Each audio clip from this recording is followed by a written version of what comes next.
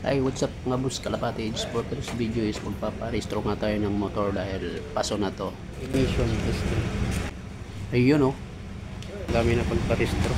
So yun na nga mga boss, ang binayaran ko pala dito sa insurance dito lang din sa kanila ay 658. Pagkatapos dito pinapunta na ako sa emission testing.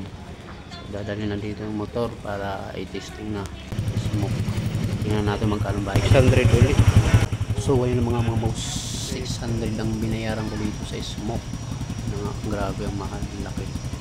Paso na kasi ito, hindi agad ako nakapag-registro dati. Yun. So ayun na nga, checking na ng motor, kaso nga lang bagsak kasi yung switch ng MBL ko sinabay dito sa headlight, bawal pala yun, kaya sila na nag-disconnect, bayad ulit. So ito nga, naghihintay na lang tayo ng release.